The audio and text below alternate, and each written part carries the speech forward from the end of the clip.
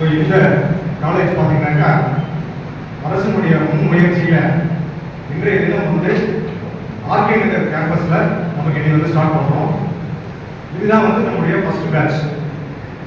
இப்போ நம்ம இந்த கல்லூரி வந்து எங்கே செயல்பட போகுதுன்னு பார்த்தீங்கன்னாக்கா உங்களுக்கு வந்து விம்கோ நகர் மெட்ரோ ஸ்டேஷன். ஸோ அந்த மெட்ரோ ஸ்டேஷனுக்கு அருகிலேயே வர போகிறது.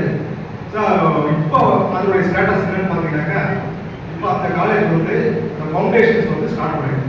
இந்த ஸ்டார்ட் பண்ணிட்டு இந்த ஃபவுண்டேஷன்ஸ் வந்து இன்னொரு 6 மாத காலம் அல்லது ஒரு 8 மாத காலத்தில் வந்து அது நிறைவடையும். இந்த நிறைவடையும் பொழுது இந்த கல்லூரி வந்து நம்ம அங்கே செயல்பட ஆரம்பிக்கும். ஸோ அங்கே வந்து ஃபெசிலிட்டிஸ் வந்துடும், அங்கே பில்டிங்ஸ் வந்துடும், இன்ஃப்ராஸ்ட்ரக்சர் வந்துடும், எல்லாமே வந்துடும்.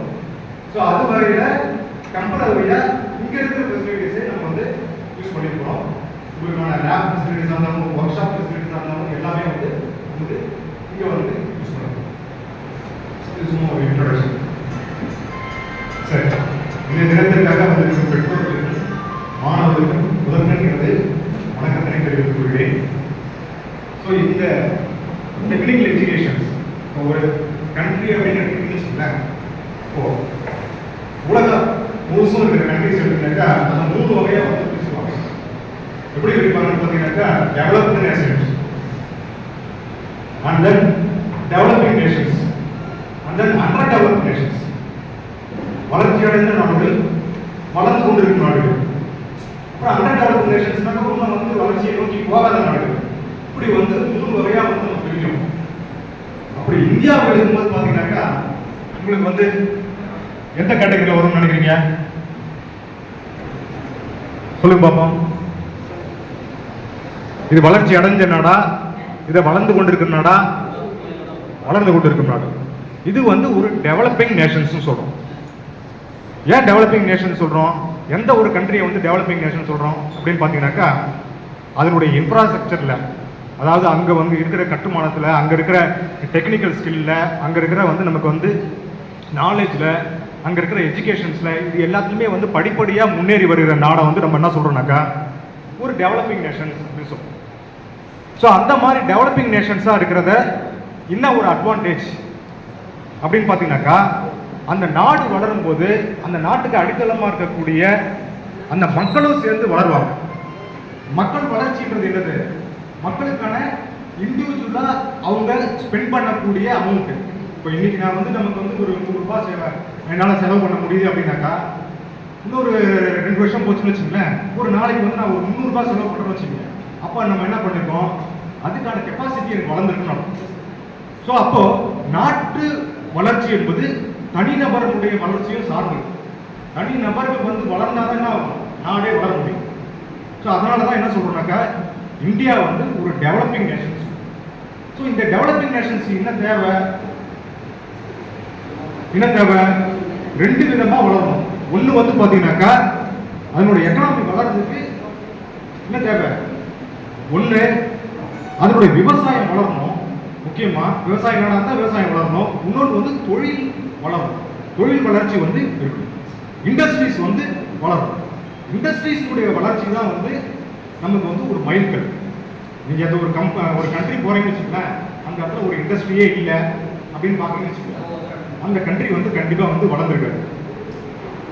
எந்த ஒரு கண்ட்ரியில் இண்டஸ்ட்ரீஸ்லாம் வந்து நல்ல வளர்ச்சி அடைஞ்சிருக்குன்னு வச்சுக்கோங்க, அப்போ வந்து என்ன அர்த்தம்னு பார்த்தீங்கன்னாக்கா நிறைய பேருக்கு வந்து ஜாப் ஆப்பர்ச்சுனிட்டிஸ் கிடைக்குது, வேலை வாய்ப்பு வந்து நிறைய பேருக்கு கிடைக்குது. ஸோ அப்படி வேலை வாய்ப்பு நிறைய பேருக்கு கிடைக்குது அப்படின்னாக்கா இப்போ அந்த கண்ட்ரிஸினுடைய எக்ஸ்போர்ட் இம்போர்ட் இது வந்து நமக்கு என்னது அதிகமாக இருக்கும். அவங்க என்ன பண்ண போறாங்க? உற்பத்தி அதிகமாக செய்ய போறாங்க. ப்ரொடக்ஷன் அதிகமாக இருந்துச்சுன்னா என்ன பண்ண போறாங்க? ப்ரொடக்ஷன் அதிகமாக இருக்கும், தேவையான நாடுகளுக்கு வந்து சப்ளை பண்ண போறாங்க. இப்படி வந்து சப்ளை பண்றது மூலமா அதோடைய எக்கனாமி வந்து வளரும். அந்த மாதிரி இந்தியாவில் வந்து பார்த்தீங்கன்னாக்கா முக்கியமான வளர்ச்சி இப்போ எதை நோக்கி பயணம் பண்ணிட்டு இருக்கோம் அப்படின்னு பார்த்தீங்கன்னாக்கா இண்டஸ்ட்ரீஸுடைய வளர்ச்சி. அதனால தான் நம்ம என்ன சொல்றோம்? ஒரு டெவலப்பிங் நேஷன் சொல்றோம். டெவலப்டு நேஷன்ஸ் பார்த்தீங்கன்னு வச்சுக்கோங்க, டெவலப்டு நேஷன்ஸ்ல ஓரளவுக்கு வந்து என்ன ஆகிடும்? சேச்சுரேட் ஆகிடும். சேச்சுரேட் ஆகிடுச்சுன்னா என்னன்னாக்கா அது வளர்ச்சி அடைந்த பிறகு ஒரு தேக்க நிலை இருக்கும். அந்த மாதிரி ஒரு தேக்க நிலையை போயிட்டு இருக்கும். ஆனால் வளர்ச்சி அடைகிற நாடு என்ன பண்ணாக்கா தொடர்ந்து வளர்ந்து கொண்டே வரும். ஸோ அந்த மாதிரி பார்த்தீங்கன்னாக்கா இந்தியா வந்து ஒரு டெவலப்பிங் நேஷன் சொல்லுவோம். இதில் டெவலப்பிங் நேஷன்ஸ் முக்கியமாக நான் சொல்லும் போது இண்டஸ்ட்ரீஸ் வளரணும், இண்டஸ்ட்ரீஸ்க்கு காரணமா இருக்கிறது யாருன்னு பார்த்தீங்கன்னாக்கா டெக்னிக்கல் எஜுகேஷன். நம்ம சொல்றோம் இல்லையா, இப்போ நீங்க எல்லாருமே வந்து எதுல படிக்க போறீங்க அப்படின்னு பார்த்தீங்கன்னா டைரக்டரேட் ஆஃப் டெக்னிக்கல் எஜுகேஷன்ல கீழே வரக்கூடிய ஒரு கல்லூரியில வந்து படிக்க போறீங்க. டைரக்டரேட் ஆஃப் டெக்னிக்கல் எஜுகேஷன்ஸ் என்ன பண்ணும்? டைரக்டரேட் ஆஃப் டெக்னிக்கல் எஜுகேஷன்ஸ் வந்து இந்த இண்டஸ்ட்ரியினுடைய வளர்ச்சிக்கு தகுந்த மாதிரியான ஒரு ஹியூமன் ரிசோர்ஸை வந்து தயார் பண்ணி கொடுக்கும். இந்த ஹியூமன் ரிசோர்ஸ் யாரு? நம்ம தான், நீங்க தான். ஓகே, இந்த ஹியூமன் ரிசோர்ஸை நீங்க எல்லாம் வந்து ஒரு இண்டஸ்ட்ரீஸ்ல போய் ஒர்க் பண்ணணும். உங்களுக்கான technical source, technical knowledge, technical skill இது எல்லாமே வந்து உங்களுக்கு இருக்கணும். ஸோ அதை மாதிரி ஒரு தயார் பண்ணக்கூடிய ஒரு வேலையை தான் யார் பண்ணிட்டு இருக்கான்னு பார்த்தீங்கன்னாக்கா டைரக்டரேட் ஆஃப் டெக்னிக்கல் எஜுகேஷன். அது கூட கீழே வரக்கூடிய காலேஜஸ் எல்லாமே இந்த வேலையை தான் பண்ணிட்டு இருக்கு. ஓகேவா? இது புரியுதா? நான் சொல்றது புரியுதா? ஸோ இந்த மாதிரியான ஒரு வளர்ச்சியை நோக்கி தான் நம்ம வந்து போயிட்டு இருக்கும்போது டெக்னிக்கல் எஜுகேஷன் வந்து ரொம்ப ரொம்ப இம்பார்ட்டன்ட். இந்த எஜுகேஷன் வந்து உங்களுக்கு என்ன தரும் அப்படின்னு பார்த்தீங்கன்னாக்கா ஆப்பர்ச்சுனிட்டிஸ், ஜாப் ஆப்பர்ச்சுனிட்டிஸ் கொடுக்கும். நீங்க ஒரு ஆண்டர்பிரனரா ஆகிறதுக்கான எல்லா வசதியும் வந்து வாய்ப்பும் கொடுக்கும். ஆண்டர்பிரனர் சுயமா ஒரு தொழிலை செய்யக்கூடிய அளவுக்கு வந்து உங்களுக்கு கெப்பாசிட்டி வரும். இப்போ நம்முடைய டெக்னிக்கல் எஜுகேஷன்ஸ்ல இன்ஜினியரிங் இருக்கும், அதே போல வந்து டிப்ளமோ லெவல்ல இருக்கு. இந்த டிப்ளமோ லெவல்ல ஸ்டூடெண்ட்ஸ் இருக்காங்க இல்லையா, ஸோ அந்த ஸ்டூடெண்ட்ஸ் பார்த்தீங்கன்னாக்கா ஸ்கில் அதிகமாக இருக்கும். ஸ்கில்னா என்னது? நான் வந்து செய்யக்கூடிய திறமை. இப்போ நான் ஒரு RNDC படிக்கிறேன்னு வச்சுங்களேன், RNDC படிப்பு மட்டும் போதாது. நான் ஒரு டிரைவிங் கிளாஸ் போகிறேன், டிரைவிங் வந்து சொல்லித்தராரு அவரு, இப்படிலாம் ஓட்டணும் அப்படிலாம் ஓட்டணும், அது போதுமா? என்ன பண்ணணும்? காரை வந்து ரியலாக வந்து எனக்கு கற்று தரணும். அவர் உட்காந்து இப்படி ஓட்டுப்பா, இது லெஃப்ட்ல டர்ன் பண்ணு, ரைட்ல டர்ன் பண்ணு, ஆக்சிலேட்டர் ABC என்னென்ன அப்படின்றது எல்லாத்தையும் எனக்கு சொல்லணும். ஆக்சிலேட்டர் என்ன, பிரேக் என்ன, கிளச்னா என்னன்னு சொல்லணும். அதை நான் வந்து ஆப்ரேட் பண்ணி பார்க்கணும். அந்த மாதிரி உங்களுக்கு எல்லா விதமான ஹேண்ட்ஸ் ஆன் எக்ஸ்பீரியன்ஸ் கொடுக்கக்கூடிய இடமா தான் இந்த பாலிடெக்னிக்ஸ் இருக்கு. ஹேண்ட்ஸ் ஆன் எக்ஸ்பீரியன்ஸ் என்னது? நீங்க இண்டஸ்ட்ரீஸ்ல போய் என்ன நீங்க வந்து செய்வீங்களோ அதை எல்லாத்தையும் செய்யக்கூடிய அளவுல இங்க வந்து நமக்கு லேப் ஃபெசிலிட்டிஸ் வந்து டெவலப் பண்ணி கொடுத்துருக்காங்க கவர்மெண்ட். ஸோ அந்த கவர்மெண்ட்டுக்கு கொடுத்துருக்கிற அந்த லேப் ஃபெசிலிட்டிஸ்ல நீங்க வந்து உங்களுடைய ஸ்கில்லை டெவலப் பண்ணிக்கிறது மூலமா நீங்க என்ன பண்ண முடியும்? இண்டஸ்ட்ரீஸ் போனீங்கன்னாக்கா ரெடியா வேலை செய்யக்கூடிய திறமையை உங்களுக்குள்ள வளர்த்துட்டு இருப்பீங்க. ஸோ அதுதான் வந்து இங்க இம்பார்ட்டன்ட். ஸோ அந்த மாதிரியான ஒரு ஏரியா. ஸோ இந்த கத்துக்கிறது மூலமா நமக்கு என்னது? நம்ம இந்த ஸ்கில்லை கத்துக்கிறது மூலமா ரெடி. எங்க ready? You are industry ready. Industry ரெடினா என்னது? நீங்க போய் அங்க வந்து ஒரு ட்ரைனிங் எடுக்கணும் அவசியம் கிடையாது. இங்க இருந்து நீங்க கிடைக்கிற ட்ரைனிங்ல அவங்க என்ன பண்றாங்க? அதுக்காக தான் தமிழக அரசு என்ன பண்ணிருக்காங்க? நான் முதல்வன் திட்டத்தின் மூலமா நிறைய ஸ்கில் ஓரியன்டட் கோர்சஸ் எல்லாத்தையும் கொண்டு வந்திருக்காங்க. இந்த ஸ்கில் ஓரியன்டட் கோர்ஸ் மூலமா என்ன பண்ணுவாங்க? நிறைய இண்டஸ்ட்ரீஸ் எதிர்பார்க்கக்கூடிய அந்த ஸ்கில்ஸ் எல்லாத்தையுமே வந்து ஸ்கில் செட் எல்லாத்தையுமே என்ன பண்றீங்க? நீங்க இங்கேயே கத்துக்கிறீங்க. ஸோ அந்த மாதிரியான கோர்சஸ் எல்லாமே நமக்கு தமிழக அரசாங்கம் வந்து இங்கே கொடுக்கப்பட்டிருக்கு. ஸோ அந்த கோர்சஸ் வந்து இந்த 3 வருஷம் பீரியட் இருக்கு இல்லையா, அந்த 3 வருஷம் பீரியட்லேயே நீங்கள் கற்றுக்க போறீங்க. புரியுதா? ஸோ இந்த வேலைவாய்ப்பு உள்ளூர் வேலைவாய்ப்பு மட்டும் இல்லை, வெளிநாட்டுக்கான வேலைவாய்ப்புகளையும் வந்து புரியுதா? ஸோ நம்ம படிப்புன்றது ஏதோ புக்கை பார்த்து படிக்கிறோம், படிச்சுட்டு அதோட கிடைக்கிற நாலேஜோட நமக்கு வெளியில போகிறது கிடையாது. நம்ம படிப்புன்றது நாலேஜ் பிளஸ் ஸ்கில்லு. ஸ்கில்லு தான் டாமினேட் பண்ற அளவுக்கு 80%, 70% அப்படின்னு சொல்லிட்டு நம்முடைய சிலபஸ் வந்து மாற்றி அமைக்கப்பட்டு வருகிறது. புரியுதா? ஸோ அதனால வந்து ஸ்கில்லு நம்ம வந்து அதிகமாக கற்றுக்கிறோம், நாலேஜ் அதை சார்ந்து நம்ம கற்றுக்கிறோம். சொல்ல புரியுதா?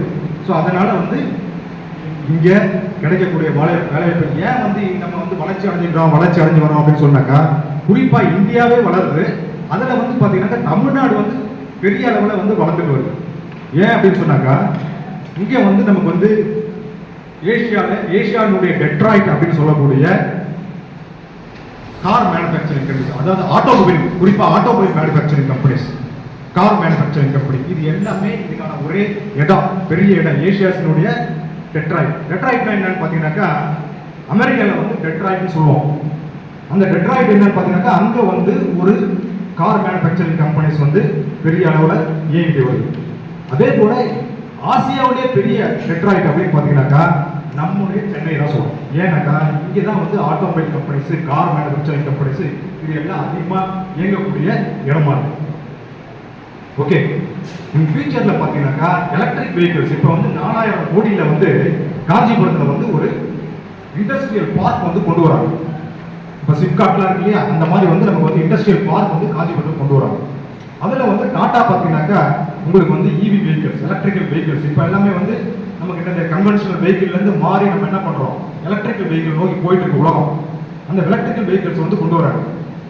அதில் வந்து நமக்கு வந்து ஏகப்பட்ட இன்வெஸ்ட்மெண்ட் வந்திருக்கு, ஏகப்பட்ட வந்து ஆட்கள் வந்து வேலைக்கு தேவைப்படுறாங்க. குறிப்பாக சொல்லணும்னாக்கா இப்போ லாஸ்ட் இயர் எங்ககிட்ட படித்த ஸ்டூடெண்ட்ஸே வந்து அட்டன் பண்ணிட்டு அந்த கம்பெனிஸில் வந்து வேலையை வந்து வாங்கி இப்போ வந்து ஐ மீன் புனேல வந்து என்ன பண்ணிருக்கா ட்ரைனிங் போயிருக்கோம் பையன். ஓகேவா? ஸோ இனிஷியலாக ஸ்டார்டிங் சேலரி 25,000 அப்படின்னு சொல்கிறோம். ஓகே, இது வந்து ட்ரைனிங் பீரியட். ஸோ இப்போ நீங்கள் எந்த ஒரு ஆர்ட்ஸ் காலேஜ் போனாலோ இல்லை நீங்கள் ஒரு வேலைக்கு போனாலோ இந்த மாதிரியான ஒரு சேலரியில் நீங்கள் உட்கார முடியாது. எதனால் டெக்னிக்கல் எஜுகேஷன் வந்து பெஸ்ட் அப்படின்னு சொல்கிறேன் கேளுங்க. இந்த டெக்னிக்கல் எஜுகேஷன் பெஸ்ட் அப்படின்னு சொல்கிறதுக்கு நான் காரணம்னாக்கா லாங் டைமில் நீங்கள் பார்க்கும்போது பார்த்தீங்கன்னாக்கா உங்களுடைய ஸ்கில்லை நீங்கள் எந்த அளவுக்கு டெவலப் பண்ணி வச்சுருக்கீங்களோ, ஆனால் இது எல்லாமே ஒரு பாயிண்ட் ஞாபகம் வச்சுங்க, இங்கே படிக்கிறத தாண்டி உங்களுடைய ஸ்கில்லை வந்து நீங்கள் வளர்த்து வந்தால் மட்டும்தான். ஓகேவா? ஸோ இந்த படிக்கிறது, இந்த ஸ்கில்லு எல்லாத்தையும் எந்த அளவுக்கு நீங்கள் ஆர்வமாக செயல்படுறீங்க அப்படின்றத பொறுத்து தான். ஸோ அதனால் இது எல்லாமே வந்து நீங்கள் அந்த அளவுக்கு ஆர்வமாக செயல்படும் போது உங்களுடைய வளர்ச்சி வந்து எந்த ஒரு ஃபீல்டை காட்டிலும், வேறு ஆர்ட்ஸ் காலேஜ் போயிட்டான் சார், இவன் +2 படிக்க போயிட்டான் சார், இவன் +1 படிக்க போயிட்டான் சார், அதை எல்லாத்தையும் தாண்டி வந்து இங்கே வந்து உங்களுக்கான சேலரி பேக்கேஜ் வந்து வளர்ச்சி அதிகமாக இருக்கும். ஸோ அதனால தான் இதை வந்து நீங்கள் வந்து எடுத்ததுக்காக உங்களை எல்லாரையும் நான் வந்து வரவேற்கிறேன். ஓகேவா? தமிழக அரசினுடைய சார்பாகவும் நமக்கு புதிய கல்லூரியின் சார்பாகவும் வந்து வரவேற்று மொழிகிறேன். ஓகே, ஸோ இது எல்லாத்தையும் நீங்கள் புரிஞ்சுக்கிட்டு இருந்தீங்க. இது மட்டும் இல்லை, இந்த இண்டஸ்ட்ரீஸ் வந்து ஏதோ ஆட்டோமொபைல் இண்டஸ்ட்ரீஸ் மட்டும்தான் இங்கே இருக்கா, தமிழ்நாட்டில் கிடையாது. இப்போ இவி வெஹிக்கிள்ஸ் வந்துருக்கு. ஏற்கனவே நமக்கு வந்து திருப்பூரில் என்ன இருக்குன்னு தெரியும். ஓகே, ஸோ அதை தவிர வந்து செமிகண்டக்டர் இப்போ வந்து பார்த்தீங்கன்னாக்கா உலகத்திலே வந்து இந்தியாவில் தான் வந்து செமிகண்டக்டர்ஸ் அதிகமாக தயாரிக்க போகிறோம். அந்த செமிகண்டக்டர்ஸ் அதிகமான உற்பத்தி நிலையமாக இருக்க போது, உற்பத்திக்கான இடமா இருக்க போது பார்த்தீங்கன்னா தமிழக அரசு தான், தமிழ்நாடு தான். புரியுதா? ஸோ இந்த மாதிரி வேலை வாய்ப்புகள் வந்து அதிகமாக வந்து குவிகிற இடமா வந்து தமிழ்நாடு இருக்கும்போது அதுக்கான வேலை வாய்ப்பு எப்போ இன்க்ரீஸ் ஆகுதோ டிமாண்ட் இன்க்ரீஸ் ஆகும். உங்களுக்கான டிமாண்டு, உங்களுக்கு இந்த மாதிரி படிச்சுட்டு வரவங்களுக்கான டிமாண்ட் அதிகமாகும் போது உங்களுக்கான சேலரியும் வந்து அதிகமாகும். இது எல்லாம் இன்னும் அடுத்த 3 வருஷம் 4 வருஷத்தில் வந்து தொடர்ச்சியாக நடக்க போகுது. அதனால் இந்த பாடப்பிரிவு ஏதோ பேரண்ட்ஸ் புஷ் பண்ணாங்க, இல்லை வந்து என் ஃப்ரெண்ட்ஸு சொன்னால், இல்லை மார்க் நான் குறைவாக எடுத்தேன் அதனால் நான் இங்கே வந்துட்டேன் அப்படின்ற எல்லாத்தையும் தாண்டி நீங்கள் சரியான ஒரு கோர்ஸை வந்து எடுத்திருக்கீங்க அப்படின்றத ஃபீல் பண்ணணும். ஓகேவா? அது வந்து எந்த ஒரு துறையாக இருந்தாலும் 5 துறையும் வந்து சரியான துறை தான். இப்போ இன்ஃப்ராஸ்ட்ரக்சர் சார், நான் சிவில் எடுத்துட்டேன் சார், ஒன்றும் இப்போ சிவிலில் இன்றைக்கி வந்து பெரிய அளவில் வளர்ந்து வர துறை இன்ஃப்ராஸ்ட்ரக்சர். நீங்கள் போங்க, OMR ரோடு போங்க, ஓகே, இல்லை இந்த இண்டஸ்ட்ரி சிட்டி வாங்க, இல்லை எங்கே வேணாலும் போங்க. இப்போ இண்டஸ்ட்ரியல் பார்க் 4000 கோடியில் வந்து நம்ம வந்து வருதுன்னு சொல்லியிருக்கேன் அந்த காஞ்சிபுரத்தில். அங்கெல்லாம் என்ன வரப்போகுது, முதல்ல பில்டிங்ஸ் தான் வரும். ஓகே, இந்த இன்ஃப்ராஸ்ட்ரக்சரில் யார் இது பண்ண போகிறா, கன்ஸ்ட்ரக்ட் பண்ண போகிறா, யார் வந்து அதை மேனேஜ் பண்ண போகிறா, எல்லாம் நீங்கள் தான், சிவில் இன்ஜினியர்ஸ் தான். எலக்ட்ரானிக் இண்டஸ்ட்ரீஸ், இது எலக்ட்ரானிக் வந்து நம்ம வந்து இது இண்டஸ்ட்ரி 4.0 சொல்கிறோம், IoT சொல்கிறோம், பண்ண போகிறா எல்லாமே வந்து மெக்கானிக்கல் இன்ஜினியர்ஸு. ஓகே, ஸோ அது மாதிரி கம்ப்யூட்டர் சயின்ஸு, கோடிங் எழுத போகிறாங்க. இது எல்லாத்துக்குமே ஸோ எந்த ஒரு துறையும் வந்து குறைச்சி மதிப்பிற்கு இங்கே இடமே கிடையாது. எல்லாமே வந்து நல்ல சிறந்த துறை. அந்த சிறந்த துறையை நீங்கள் எல்லாமே எடுத்துருக்கீங்க. அதனால் வந்து இதில் எந்த டவுட்டும் உங்களுக்கு வேண்டாம். ஓகேவா? ஸோ இதை தாண்டி நம்முடைய கல்லூரி பற்றி நான் ஆரம்பத்திலே ஒரு நோட் பண்ணேன். இந்த கல்லூரி வந்து நம்முடைய இப்போ பக்கத்துலேயே இப்போ ஆர்கே நகர் இருக்குதுனாக்கா இப்போ வந்து ரிவ்யூ பிரிவு இந்த மாதிரி வந்து ரொம்ப நியராகவே இந்த காலேஜ் வந்து ஓப்பன் பண்ணியிருக்காங்க. ஸோ எது என்னுடைய நம்பிக்கையில் வந்து கவர்மெண்ட் வந்து இந்த பக்கத்துலேயே ஆரம்பிச்சிருக்காங்க. ஸோ இந்த மாதிரியான ஒரு டிமாண்ட் கிரியேட் ஆகும் போது அடுத்த 2-3 வருஷத்தில், ஸோ அப்போ டிமாண்ட் கிரியேட் ஆகும் போது அந்த ஸ்டூடெண்ட்ஸை இங்கே இருக்கிற இண்டஸ்ட்ரியல் ஏரியாவை சார்ந்து வளர்ந்து வரக்கூடிய அந்த ஸ்டூடெண்ட்ஸை நம்ம வந்து பயன்படுத்திக்கணும், அவங்களுக்கான வேலைவாய்ப்புகளை கிரியேட் பண்ணி கொடுக்கணும் அப்படின்ற நோக்கத்தில் தான் கவர்மெண்ட் வந்து ரொம்ப நியர்பையே வந்து நமக்கு வந்து திருவள்ளூர் பாலிடெக்னிக்கை ஓப்பன் பண்ணியிருக்கு. ஸோ அந்த பாலிடெக்னிக்கு இன்னொரு 6 to 8 months வந்து அது ஃபங்க்ஷன் ஆக ஆரம்பிச்சோம். சரியா? ஸோ ஸோ அதனால் இந்த காலேஜ் பற்றி நான் சொல்லிட்டேன். இதுக்கான இந்த டெக்னிக்கல் எஜுகேஷன் ஏன் வந்து செயல்படுத்துறதுக்கு இதுக்கான காரணம் என்ன, ஸோ அதுக்கான ஜாப் ஆப்பர்ச்சுனிட்டிஸ் என்ன, உங்களுக்கான வேலை வாய்ப்புகள் எங்கெங்கெல்லாம் இருக்குது, இது எல்லாத்தையும் நான் சொல்லியிருக்கிறேன். ஸோ உங்களுக்கான டவுட்ஸ் எதாக இருந்தனாக்க இந்த மீட்டிங்குடைய முடிவில் கூட நீங்கள் வந்து தாராளமாக கேள்வி எழுப்பி, பேரண்ட்ஸ் வந்துருக்கீங்க அதுக்காக சொல்கிறேன், பேரண்ட்ஸ் வந்து தாராளமாக கேள்வி எழுப்பி நீங்கள் வந்து தெளிவடைங்க. சரிங்களா? ஸோ மீண்டும் ஒரு முறை கவர்மெண்ட் பாலிடெக்னிக் காலேஜ் திருவொற்றியூர் சார்பாக வந்திருக்கும் அனைத்து பேரண்ட்ஸையும் ஸ்டூடெண்ட்ஸையும் வரவேற்று மகிழ்கிறேன். நன்றி, வணக்கம்.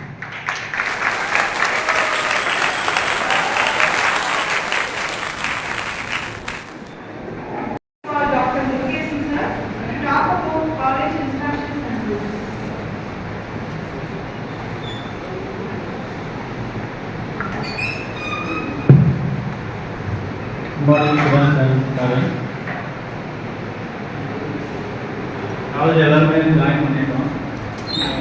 நீங்கள் வந்து யாராவது சர்டிஃபிகேட் ஏதாவது இன்னும் சரண்டர் பண்ணலைன்னா சரண்டர் பண்ணிடுங்க. எல்லாருமே கொடுத்துருப்பீங்கன்னு நினைக்கிறேன். ஏதாவது பெண்டிங் இருந்துச்சுன்னா அதை வந்து கொடுக்க ட்ரை பண்ணுங்க. நெக்ஸ்ட்டில் 4 கிலோ கொடுத்துருக்கீங்க. சில இடத்துல பெர்மிஷன் கேட்டுருந்தாங்க. நெக்ஸ்ட் வந்து காலேஜ் டைமிங் வந்து 9:20 to 4:40. காலையில் வந்து 9 பேருக்கு ஆரம்பிக்குது, ஈவினிங் 4:40 முடியுது. ஸோ அந்த 9:20 to 4:40 இந்த கேம்பஸ்க்குள்ளே தான் இருக்கணும், வெளியே போக முடியாது. ஸோ அதனால் என்ன செய்யணும்னா, நீங்கள் எல்லாருமே தண்ணி பாட்டில் எடுத்துகிட்டு வந்துருக்கேன், சாப்பாடு எடுத்துகிட்டு வந்துருக்கேன், பேரண்ட்ஸ் எல்லாம் கொடுத்துட்ருக்கேன். வெளியே போய் வாங்கிட்டு வெளியே கூட மட்டும் வாங்க. காலையில் உள்ளால வந்துட்டாங்கன்னா ஈவினிங் தான் வெளியே வரும். அந்த இடையில உள்ளதாக இருந்துச்சுன்னா உங்களுக்கு இன்ஃபர்மேஷன் வரும். நாங்கள் இடையில விளாண்டுருவோம் அப்படின்னா உங்களுக்கு இன்ஃபர்மேஷன் முன்னாடியே சொல்லிடுவோம். இல்லாமல் அதாவது அந்த மாதிரி லீவ் ஏதாவது இருந்தாலும் நாங்கள் முன்னாடியே சொல்லிடுவோம். ஸோ எல்லா நாளும் ஒர்க்கிங் டே. நீங்கள் வேறு ஏதாவது இன்ஃபர்மேஷன் இருந்துச்சுன்னா உங்களுக்கு முன்னாடியே சொல்லிடுவோம். ஸோ டைமிங் வந்து காலையில் 9:20 to ஈவினிங் 4:40. காலேஜ் டைமிங்கும் வந்துடணும். அப்புறம் ஃபாலோ போய் பார்த்தீங்கன்னா அட்டண்டன்ஸ். இப்போ நம்ம எக்ஸாம் எழுதணும்னா இப்போதான் ஜாயின் பண்ணிட்டு உடனே எக்ஸாம் பண்ணி பேசலாம். ஏன்னா காலேஜுக்கு வராது நமக்கு மெயினாக எக்ஸாம் எழுதுறது தான். ஸோ எக்ஸாம் எழுதுனா மினிமம் 75% அட்டண்டன்ஸ் இருக்குது. ஸோ அதில் கம்மியாச்சுன்னா கண்டிப்பாக எழுத விட மாட்டாங்க. ஸோ அதை மெயின்டைன் பண்ணிக்கங்க. நம்ம 10% அட்டண்டன்ஸ் வச்சுக்கோம். அது மாதிரி பார்த்துக்கோங்க. நெக்ஸ்ட் பார்த்தோம்னா யூனிஃபார்ம் வந்து இன்னும் 1 or 2 டேஸில் உங்களுக்கு என்ன கலர் என்ன எங்கே போய் எடுக்கணும் எல்லாமே சொல்லிடுவோம். நீங்கள் அங்கே போய் எடுத்துக்கலாம், எத்தனை ட்ரெஸ் வேணாலும் எடுத்துக்கலாம். மினிமம் 2 வாங்கிட்டீங்கன்னா உங்களுக்கு வசதியாக இருக்கும்னு நினைக்கிறேன். ஸோ அது வந்து ஆல்மோஸ்ட் டிசைட் பண்ணிட்டோம், அதை வந்து கொடுத்துருவாங்க. அது மாதிரி யூனிஃபார்ம் வந்து ட்ரெஸ் கூட பிளாக் ஷூ சாக்ஸ் போட்டு வரணும். அது ஸ்பெசிஃபிக்காக சொல்லிடுவோம். ஏன்னா அது வராது. யூனிஃபார்ம் போயிட்டு அந்த கிளாத்து சாம்பிள் கொடுத்துருவோம். அது எங்கே கிடைக்கும்னு சொல்லியிருக்கோம். நீங்கள் அது வந்து வாங்கிக்கலாம். நெக்ஸ்ட் வந்து பேங்க் அக்கௌண்ட் எல்லாரும் ஓப்பன் பண்ணியிருக்கீங்கன்னு நினைக்கிறேன். உங்கள் நேமில் ஸ்டூடெண்ட் நேமில் வந்து ஓப்பன் பண்ணுறது பெஸ்ட்டு. அதில் வந்து ஆதார் சேவிங் பண்ணியிருக்கோம். ஏன்னா எது எடுத்தாலுமே ஸ்காலர்ஷிப்புக்கு உங்களுக்கு அப்ளை பண்ணணும்னா கண்டிப்பாக பேங்க் அக்கௌண்ட் இருக்கணும். அது வந்து ஆதார் சேவிங்கோட இருக்கும். நீங்கள் ஆதார் சேவிங் பண்ணலைனாலும் போயிட்டு பேங்க்கில் போயிட்டு முடிச்சுருங்க. ஏன்னா இமீடியட்டாக உடனே அடுத்தது அந்த இன்ஃபர்மேஷன் தான் கேட்கணும். எல்லா ஸ்காலர்ஷிப் கவர்மெண்ட்லேருந்து நம்ம எது வாங்கினாலும் கண்டிப்பாக கேஷ் அப்ளை பண்ணணும். ஸோ அது கண்டிப்பாக வந்து பேங்க் அக்கௌண்ட் இருக்கணும். அதனால் பேங்க் அக்கௌண்ட். நெக்ஸ்ட் வந்து மொபைல் ஃபோன் வந்து அலோவ் பண்ணுறது கிடையாது. ஸோ மொபைல் ஃபோன் கொடுக்க வேண்டாம். பேரண்ட்ஸுக்காக சொல்கிறேன், மொபைல் ஃபோன் கொடுத்து அனுப்ப வேண்டாம். நாங்கள் ஏதாவது மெசேஜ்னால் உங்களுக்கு அனுப்பிச்சிடுவோம். ஏன்னா உங்கள் நம்பர்ஸ் இருக்குது, 2 நம்பர் இருக்குது, ஸ்டூடெண்ட் நம்பர் இருக்குது, பேரண்ட் நம்பர் இருக்குது. மொபைல் ஃபோன் வந்து நாங்கள் கேட்க மாட்டோம். ஏன்னா ஆதார் சைடிங் அதெல்லாம் முடிச்சிட்டிங்கன்னா அவனுக்கு ஒரு நாள் கொண்டு வர சொல்லுவோம், 1 or 2 days கொண்டு வர சொல்லுவோம். அன்றைக்கு மட்டும் கொடுத்துருவோம். ஏன்னா இந்த போர்ட்டலில் வந்து லாகின் பண்ணுறதுக்கு ஓடிபி வரும். ஸோ அதை கேட்குறதுக்காக என்னைக்கு கொடுக்க சொல்லுவோம் அன்றைக்கு மட்டும் கொடுக்கணும். அதுவும் நாங்கள் கிளியராக இன்ஃபர்மேஷன் கொடுத்துருவோம். அதனால் மொபைல் ஃபோன் வந்து கொண்டு வரோம். நெக்ஸ்ட் ஐடி கார்டு ஆல்மோஸ்ட் ரெடியாக இந்த வீக்குள்ளார ஐடி கார்டு உங்களுக்கு கொடுக்க பார்க்குறோம். ஸோ அந்த ஐடி கார்டு யூஸ் பண்ணி நீங்கள் வந்து பஸ்ஸில் வந்து வந்துக்கலாம். பஸ் பாஸ் ஐடி கார்டு காமிச்சாலே அலோவ் பண்ணுவாங்க. அப்புறம் வந்து ட்ரெயின் பாஸ், அதுவும் ஆல்மோஸ்ட் விஷயமாக கொடுக்குறது. இப்போ ஃபஸ்ட் இயரில் வந்து டெக்ஸ்ட் புக் வந்து நாங்கள் கொடுத்துருவோம். டெக்ஸ்ட் புக்கு அதனால் கண்டிப்பாக இல்லை. நோட் புக் மட்டும் நீங்கள் வாங்கிக்கணும். டெக்ஸ்ட் புக் வந்து நாங்கள் கொடுத்துருவோம், நோட் புக் வாங்கிக்கணும். மேக்ஸிமம் பார்த்தீங்கன்னா நம்ம எல்லா சப்ஜெக்ட்டுமே ஒரு நோட் புக் செப்பரேட்டாக வைக்கிறது நல்லது.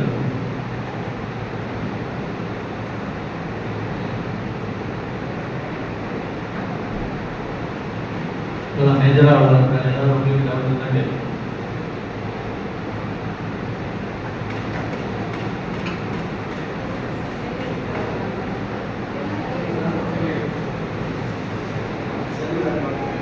மொபைல்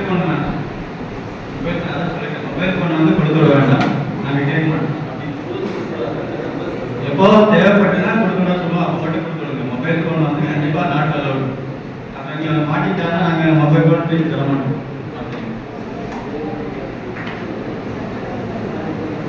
வேற ஏதாவது டவுட் இருக்கா? ஸோ கிளாஸுக்கு வந்து பஞ்சுவலாக இருப்போம், நீட்டாக வருவோம்.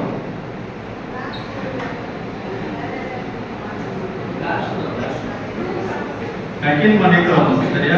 பேண்ட் ஷர்ட் போட்டு கட்டிங் பண்ணிட்டு நீட்டாக நம்ம வந்து அசிஸ்டன்ட் ஃபர்ஸ்ட் டே இன்னையிலேருந்து நம்ம வந்து ஒரு இன்ஜினியர், அதாவது ஜூனியர் இன்ஜினியர். ஆக்சுவலாக உங்கள் ஜாப் பார்த்தீங்கன்னா ஜூனியர் இன்ஜினியர் அப்படின்னு நம்ம ஒரு இன்ஜினியர் அப்படின்னு அந்த கெட்டப்பில் வரணும்.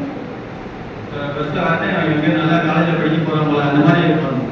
நம்மவே வந்து நோஞ்சானா வரணும்னா நல்லா இருக்குது. அதாவது ஃபிஸ்க்காக வரணும், கட்டிங் பண்ணிட்டு நீட்டாக. அதாவது அதுதான் வந்து ஃபர்ஸ்ட் இம்ப்ரெஷன். நான் வந்து ஒரு இன்ஜினியர் 3 வருஷம் கழிச்சு பார்த்தோம்னா நான் ஒரு இன்ஜினியரிங் வேலைக்கு போக போகிறேன், இன்ஜினியர் ஆக போகிறேன். நான் ஒயிட் காலர் ஜாப்னு சொல்லுவாங்க. ஸோ அந்த வேலைக்கு நான் போக போகிறேன். ஏன்னா நீ படித்து முடிச்சு நீ இங்கே காலேஜ் முடிச்சு மறுநாள் நீ வந்து ஸ்ட்ரெக்டாகவே இண்டஸ்ட்ரிக்கு போகலாம். ஸோ அந்த ஃபெசிலிட்டி இப்போ இருக்குது. நீங்கள் முடிச்சுட்டு எக்ஸாம் எழுதி கடைசி எக்ஸாம் முடிச்ச மறுநாள் நீ இண்டஸ்ட்ரிக்கு வந்து வேலைக்கு போகலாம். ஸோ மினிமம் 20,000 25,000 வந்து உங்களுக்கு ரெடியாக இருக்குது. அடுத்த 3வது வருஷம் நீங்கள் யோசிச்சு பாருங்க. உங்கள் ஃப்ரெண்ட்ஸ் எல்லாம் அதை வந்து லூஸ் பண்ணியிருப்பாங்க, ஆர்ட்ஸ் காலேஜ் போயிருப்பாங்க, இல்லை வேறு எங்கேயோ போயிருப்பாங்க. ஆனால் நீங்கள் வந்து முடிச்ச 3வது வருஷம் இப்போ வந்து 25, 28 மே ஜூனில் வந்து நீங்கள் வந்து எல்லாருமே இண்டஸ்ட்ரிக்கு போகிறதுக்கு ரெடியாக இருக்குது. அதாவது ஜூனியர் இன்ஜினியர் அப்படின்னு போக போகிறீங்க, சரி? ஸோ அதனால் கொஞ்சம் நீட்டாக ட்ரெஸ் இருக்கிற ட்ரெஸ்ஸை வந்து யூனிஃபார்ம் தான் கொஞ்சம் நீட்டாக வந்தீங்கன்னா நல்லாயிருக்கும். பெல்ட்டை போட்டுக்கணும், செகண்ட் பண்ணி பெல்ட் கட்டிக்கணும், ஷூ சாக்ஸ் போட்டுக்கணும். ஓகே, அதாவது ஃபஸ்ட்டு நமக்கு மேலே கான்ஃபிடென்ட் வரணும். நான் ஒரு இன்ஜினியர் அப்படின்னு வரணும். அப்படி இருந்தால் நம்ம அடுத்த லெவலுக்கு போக முடியும். ஓகே, வேறு ஏதாவது டவுட் இருக்கு? தேங்க்யூ. ஏதாவது டவுட் இருந்தால் அப்படி கேளுங்க.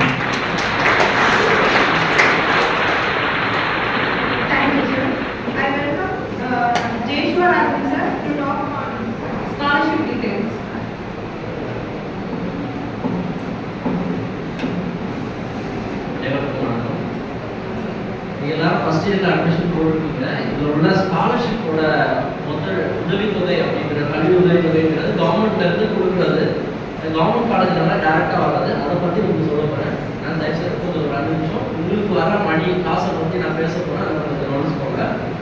முதல்ல ஸ்காலர்ஷிப் பொறுத்த வரைக்கும் உங்களுக்கு என்ன வேணும், நீங்கள் என்ன ரெடி பண்ணணும், தயார்படுத்த வேண்டியது நான் சொல்லிடுறேன்.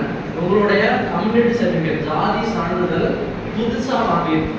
அதாவது உங்களுக்கு QR கோடோட வச்சு வரும், TN அப்படின்னு நம்பர் வச்சு வரும். உங்களுக்கு ஜாதி சான்றிதழ் எடுக்க அது எது பழசுன்னு சொல்கிறேன்னா ஒரு அட்டையில் எழுதியிருப்பாங்க, பின்னாடி தமிழ்நாடு அரசு எழுதி கைப்பட எழுதியிருப்பாங்க. அது வந்து பழைய ஜாதி சான்றிதழ் கம்யூனிட்டி சர்டிஃபிகேட். அதை என்ன செய்யணும்னா அதை நீங்கள் இசேவையில் போய் கொடுத்தீங்கன்னா அப்ளை பண்ணி புதுசு வாங்கிக்கணும், சரிங்களா? அது முதல் ஸ்டெப் நீங்கள் பண்ணியிருக்கணும். ஓகே, உங்களுக்கு அது ஜாதி சான்றிதழ் புதுசு இருக்குது அப்படின்னா பிரச்சனை இல்லை. கைப்பட எழுதுனது தான் இருக்குது அப்படின்னா அதை வந்து நீங்கள் புதுப்படுத்துவாங்க. நீங்கள் அதே தான் ஸ்கேன் பண்ணி உங்களோட இருக்கிற பழசை ஸ்கேன் பண்ணி அப்ளை பண்ணுறதுக்கும் இசேவையில் போனீங்கன்னா அப்ளை பண்ணி வாங்கிக்கலாம். ரெண்டாவது நீங்கள் ரெடி பண்ணுறோட இன்கம் சர்டிஃபிகேட், வருமான சான்றிதழ். வருமான சான்றிதழ் 2 லட்சத்தோட கம்மியாக இருக்கிற மாதிரி பார்ப்போம். ஏன்னா அவங்களுக்கு தான் ஸ்காலர்ஷிப் எலிஜிபிள் வரும். அது இயர்லி ஸ்காலர்ஷிப் சொல்கிறேன், சரிங்களா? அது வந்து 2 லட்சத்தோட கம்மியாக இருக்கிற மாதிரி உங்களுக்கு மோஸ்ட்லி நம்ம ஏரியாவில் இருக்கிறவங்களுக்கு அப்படிதான் இருக்குது. அப்படி நீங்கள் வாங்கிக்கோங்க. ரெண்டாவது அது இன்கம் சர்டிஃபிகேட் என்கிட்ட ஆல்ரெடி இருக்குது, சிலர் கொடுத்து நீங்கள் அனுப்பிச்சு டைமோட. அது என்ன பிரச்சனை இருக்குது அப்படின்னா இன்கம் சர்டிஃபிகேட் பொறுத்தவரைக்கும் 1 வருஷம் தான் வேலிடிட்டி, சரிங்களா? இன்கம் சர்டிஃபிகேட் இன்றைய டேட், இன்னைக்கு காலேஜில் ஜாயின் பண்ணுறீங்க ஃபர்ஸ்ட் நாள் ஆரம்பிச்சு இன்றைய டேட் வரைக்கும் ஆக்டிவேட்டாக இருக்குது அப்படின்னா கீழே பார்த்தீங்க அப்படின்னா டேட் இருக்கும். இன்னைக்கு வரைக்கும் உங்களுக்கு வந்து இன்கம் சர்டிஃபிகேட் வேல்யூ அந்த டேட் இன்னைக்கு டேட் வரைக்கும் இருந்துச்சுன்னா பிரச்சனை இல்லை, இது தாண்டி இருந்தாலும் பிரச்சனை இல்லை. 2022 முடிஞ்சிருச்சு, 23 முடிஞ்சிருச்சு, 24 எனக்கு முடிஞ்சிருச்சு, 11th ஸ்கூல்ல 9th வாங்கின இன்கம் சர்டிஃபிகேட் அப்படி இருந்துச்சுன்னா புதுசாக வாங்கிட்டு அதுவும் எதுவும் வேணா ஈஸியாக போய் அப்ளை பண்ணி வாங்கணும். இது ரெண்டாவது. மூணாவது ஆதார் கார்டு கண்டிப்பாக உங்களோட ஆக்டிவாக இருக்கணும். அந்த ஆதார் கார்டில் உங்களுக்கு கம்யூனிகேஷனை அப்டேட் பண்ணிடுங்க. ஃபோட்டோ அப்டேட் பண்ணுறது, கம்யூனிகேஷன் அப்டேட் பண்ணுறது பண்ணிடுங்க. நாலாவது பேங்க் அக்கௌண்ட். உங்களுக்குன்னு ஒரு பேங்க் அக்கௌண்ட் சார் சொன்னாங்க, உங்களுக்கு பேங்க் அக்கௌண்ட் கிரியேட் பண்ணிக்கோங்க.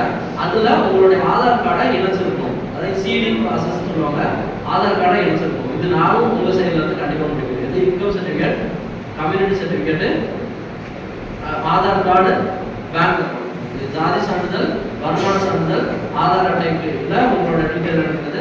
அடுத்தது பேங்க் உள்ள வங்கி கணக்கு ஓப்பன் பண்ணுறதுனா ஓப்பன் பண்ணிக்கோங்க.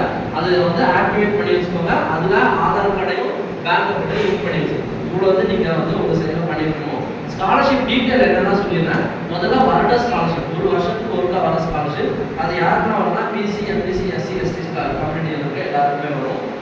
இந்த டீட்டெயில் ரெடி பண்ணியிருந்தீங்கன்னா வரும். இதில் என்ன வரும்னா பிசி, எம்பிசி ஸ்டூடெண்ட்ஸ்க்கு 2200 ரூபா வரும். அதாவது கட்டின ஃபீஸ் நீங்கள் எவ்வளோ 2287 ரூபா கட்டியிருக்கீங்களா, அரௌண்ட் அதே காசு உங்களுக்கு ஸ்காலர்ஷிப் வரும். அது எப்போ வரும்? அப்ளை பண்ணுறது இந்த 2 மாதத்துக்கு அப்புறம் ஆரம்பிப்போம். அதை அப்ளை பண்ணிட்டு உங்களுக்கு வர்றது என்னன்னா இந்த இயர் முடிவில் தான் வரும். சரிங்களா? நான் அப்ளை பண்ணுறேன் டிசம்பர்லேயே வருமா ஜனவரியில் வருமானு கேட்கக்கூடாது. இந்த 1 இயர் உங்களோட அட்டண்டன்ஸ் கரெக்டாக வரீங்களா அப்படின்னு பார்த்துட்டு தான் கவர்மெண்ட்லேருந்து அதான் போன வருஷம் அப்ளை பண்ணுறதுக்கு இந்த ஏப்ரல், மே, ஜூன் இதெல்லாம் ரிலீஸ் பண்ணாங்க.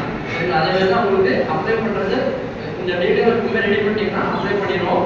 வர்றது இந்த ஒரு வருஷம் உங்களோட அட்டண்டன்ஸ் பார்த்துட்டு அட்டண்டன்ஸ் சரியாக இருந்துச்சுன்னா அந்த காசு வந்துடும் உங்களுக்கு. அடுத்தது இது வந்து BC, MBC scholarship, SC, ST scholarship 6200 ரூபா கிட்ட வரும். 6200 ரூபா கிட்ட வரும். அதில் கவர்மெண்ட் பாதி வந்து ஸ்டேட் கவர்மெண்ட்ல இருந்தும் பாதி வந்து சென்ட்ரல் கவர்மெண்ட்ல இருந்து வரும். அதுக்கும் இதே பேசிக்காக உள்ள டீட்டெயில் தான். இதே மாதிரி அட்டண்டன்ஸ் இருக்கு. சரிங்களா? இது வருட ஸ்காலர்ஷிப். இதை தவிர இது எல்லாருக்குமே அவைலபிள். நீங்கள் கவர்மெண்ட் ஸ்கூலில் படித்தாலும் உண்டு, ப்ரைவேட் ஸ்கூலில் படித்தாலும் உண்டு. இந்த 4 டாக்குமெண்ட் நான் சொல்கிற டாக்குமெண்ட் ரெடி பண்ணி கொடுத்துட்டீங்கன்னா எல்லாருக்கும் இந்த ஸ்காலர்ஷிப் உண்டு. ஓகே, இதை தவிர நீங்கள் கவர்மெண்ட் ஸ்கூலில் படித்தவங்க ஸ்டூடெண்ட்ஸாக இருந்தீங்க அப்படின்னா கவர்மெண்ட் ஸ்கூல்னா 6th to 10th வரைக்கும், அதாவது கடைசி 5 வருஷம் உங்களுடைய படிப்பு கவர்மெண்ட் ஸ்கூலில் தான் இருக்குது அப்படின்னா கவர்மெண்ட் ஸ்கூலில் தமிழ் மீடியம், இங்கிலீஷ் மீடியம் ரெண்டுமே இருக்கலாம். இதே இல்லை சார் கவர்மெண்ட் எய்டட் ஸ்கூலில் நான் படித்தேன் சார் அப்படின்னா இப்போ ஆமாம் கவர்மெண்ட் எய்டட் ஸ்கூலில் படிச்சிங்க அப்படின்னா 2 மீடியம் அதே மாதிரி தான். கவர்மெண்ட் எய்டடில் படித்தாலும் உங்களுக்கு என்னன்னா அதுவும் வெரிஃபை பண்ணுவாங்க. ஆன்லைனில் வெரிஃபை பண்ணிவிட்டு இதே மாதிரி ஸ்காலர்ஷிப் வரும். என்ன ஸ்காலர்ஷிப் அப்படின்னா தமிழ் புதல்வன் ஸ்காலர்ஷிப்பு பசங்களுக்கு, புதுமை பெண்ணுங்கிற ஸ்காலர்ஷிப் பொண்ணுங்களுக்கு. ஒன்றும் மாதம் 1000 ரூபா வரும் உங்களோட அக்கௌண்ட். மாதம் 1000 ரூபா. அப்போ ஒரு வருஷத்துக்கு 12000 அது தனியாக வரும். 3 வருஷத்துக்கு 36,000 வரும். நீங்கள் கட்டுறதோ 6000 தான் கட்டுறீங்க. ஓகே, இதை தவிர ஸ்காலர்ஷிப் மாதம் 1000 ரூபா வரும். இதுக்கும் பேசிக்காக நான் சொன்ன மாதிரி தான் டீட்டெயில் நீங்கள் ரெடி பண்ணுங்க. ஓகேங்களா? இதில் கவர்மெண்ட் ஸ்கூலில் படிச்சிருந்தீங்கன்னா உங்களோட சர்டிஃபிகேட்ஸ் நீங்கள் ப்ராப்பராக கொடுத்துருக்கணும். இஎம்ஐஎஸ் நம்பர் ஸ்கூலில் போட்டிருப்பாங்க. இங்கே வரும்போது யூஎம்ஐஎஸ்ங்கிற வரும், யூனிவர்சிட்டி நம்பர்னு வரும். நீங்கள் இஎம்ஐஎஸ் நம்பர் உங்களோட மார்க் ஷீட்லேயே இருக்கும். அதை பார்த்து நாங்கள் என்ட்ரி பண்ணிவிட்டு டேட்டா உங்களுக்கு கேட்போம். அந்த ஒரு வேளை ஓடிபி வரும். அந்த நாளுக்கு ஒன்று நீங்கள் ஃபோன் பண்ணால் ஓடிபி சொல்ல தெரியணும் பேரண்ட்ஸு. இல்லை அப்படின்னா அன்றைக்கு ஒரு நாள் பையனை சொல்லி அனுப்பணும், மொபைல் கொடுத்துடணும், ஓடிபி பார்த்து என்ட்ரி பண்ணுறது. சரிங்களா? ஏன்னா அது வெரிஃபை பண்ணி என்ட்ரி பண்ணணும். அதில் தான் வெரிஃபை பண்ணுவாங்க. எல்லாமே ஆன்லைனில் தான் வெரிஃபை பண்ணுவாங்க, எதுவுமே ஆஃப்லைனில் கிடையாது. ஸோ கம்ப்ளீட்டாக நம்பர் வச்சு இப்போ கம்ப்யூட்டர் சர்டிஃபிகேட் வெரிஃபை பண்ண போகிறாங்கன்னா நம்பர் தான், நம்பர் கொடுப்போம், ஆன்லைனே வெரிஃபை ஆகும். இதே மாதிரி தான் இருக்கும். அதனால தான் அதை வந்து புதுமைப்படம் தான் சொல்லுவோம். சரிங்களா? இது வந்து தமிழ் புதுவன், புதுமை பெண் ஸ்காலர்ஷிப், ஸ்டேட் கவர்மெண்ட் அறிவிக்கிற ஸ்காலர்ஷிப். இது தவிர மாற்றுத்திறனாளிகளுக்கான ஸ்காலர்ஷிப், பிரகதி ஸ்காலர்ஷிப். அதாவது உங்கள் வீட்டில் 2 பொண்ணுங்க மட்டும் இருக்கிறாங்க, பசங்க இருக்கக்கூடாது, 2 பொண்ணுங்க மட்டும் தான் இருக்கிறாங்க அப்படின்னா ஏதாவது ஒரு பொண்ணுக்கு அந்த பிரகதி ஸ்காலர்ஷிப் அவைலபிள் உண்டு. அது என்ன அப்படின்னா வருஷத்துக்கு 50,000 ரூபா பிரகதி ஸ்காலர்ஷிப். இது வந்து சென்ட்ரல் கவர்மெண்ட் இருக்குது. சரிங்களா? அதே மாதிரி மாற்றுத்திறனாளி சர்டிஃபிகேட் அதெல்லாம் ஒழுங்காக இருந்துச்சுன்னா அவங்களுக்கும் வருஷத்துக்கு 50,000 ரூபா அது ஸ்காலர்ஷிப் உண்டு. சரிங்களா? இது வந்து சென்ட்ரல் கவர்மெண்ட் ஸ்கீமு. புதுமை பெண் தமிழ் புதுமைன்றது தமிழ்நாடு ஸ்கீமு. ஓகேங்களா? இந்த ஸ்காலர்ஷிப்பு அவைலபிள் இருக்குது. இது நீங்கள் பண்ண வேண்டியது கொடுக்க வேண்டிய டேட்டாவை கரெக்டாக ரெடி பண்ணி சரியான நேரத்தில் நான் கேட்கும்போது கொஞ்சம் கோஆப்ரேட் பண்ணி என்ட்ரி பண்ணுறது எல்லாம் கோஆப்ரேட் பண்ணால் போதும். தானாக வர்றது உங்கள் அக்கௌண்ட்டுக்கு தான் வரும். காலேஜுக்கு வந்து யாராவது எடுத்துருவாங்க, இல்லாட்டி தப்பா போயிடும் அப்படிங்கிறதுல ஒண்ணுமே வேணாம். எல்லாமே இங்கே தான் வரும், உங்களுடைய அக்கௌண்ட்டுக்கே ஏறும். சரிங்களா? அதனால தான் உங்களுடைய பேங்க் அக்கௌண்ட் ரெடியாக வச்சுக்க சொல்லுவோம். சரிங்களா? இது தவிர வேற நான் மற்றபடி சொல்றேன், எல்லாருமே டீச்சிங் ஸ்டாஃப் கூட இருக்கணும். ஸ்ட்ரென்த்து யாருமே பேரண்ட்ஸு எதுக்குமே தயக்க வேண்டாம். எங்களோட ஃபோன் நம்பர் உங்கள்கிட்ட இருக்கும், எந்த நேரம்னாலும் ஃபோன் பண்ணி கேட்டுக்கலாம். இல்லை சார் நான் இந்த சைடாக வந்தேன், வந்து பையன் எப்படி இருக்கான்னு பார்த்துட்டு போகலாம் அப்படின்னா தாராளமாக பார்க்கலாம். சரிங்களா? எந்த ஒரு தடையும் கிடையாது. பேரண்ட்ஸ் மீட்டிங் வச்சா தான் நாங்கள் வருவோம், இல்லாட்டி பையன்கிட்ட நான் சொல்லி அனுப்புனேன் அவன் சொல்லலை இப்படிங்கிறனால நீங்கள் கவலைப்பட வேண்டாம். நீங்கள் எந்த நேரம் இந்த பக்கம் வந்தாலும் என்ன செய்யலாம், வந்து பார்க்கலாம். ஆசிரியர்களை பார்த்துக்கலாம், உங்கள் பசங்கள்டே வந்து பார்க்கலாம்னு பார்த்துக்கலாம். அதுக்கு எந்த ஒரு தடையும் இல்லை. எங்களுக்கு குரூப் ஃபோன் வழியாகவும் கான்டாக்ட் பண்ணலாம். கிளாஸ் இன்சார்ஜ் இருப்பாங்க, மென்டார்ஸ் இருப்பாங்க, எல்லாருமே நம்பர் குரூப்பில் ஷேர் பண்ணுவோம். குரூப்பில் யாரும் இது வரைக்கும் சேராமல் இருக்குன்னா தயவுசெய்து யாராவது ஒரு ஸ்டாஃப்ட சொல்லி சேர்த்துக்கோங்க. சரிங்களா? சேர்த்துக்கோங்க. நீங்கள் உங்கள் பையனை தனியாக விட்டு வரங்கிற நினைப்புலாம் உங்கள் பிள்ளைங்க வராங்க, காலேஜ் போனால் அவங்களுக்கு வந்து பெரிய இது ஸ்கூல் வரைக்கும் கண்ட்ரோலாக இருப்பாங்க, காலேஜ் போனால் ஏதோ ஒரு பெருசு அவங்க வந்து ஜாலியாக இருப்பாங்க, அந்த நினைப்பு வேணாம். ஒரு 3 வருஷம் முடிச்ச உடனே நல்ல லெவலுக்கு சார் சொன்ன மாதிரி உங்களோட இன்ஜினியர்ஸ் அப்படிங்கிற கேடர்லாம் நீங்கள் போகிறீங்க. ஸோ அதுக்கேற்றப்ப மனதை வந்து பக்கம் கொடுத்து மாணவர்களே படிக்கிற காலத்தில் நன்றி.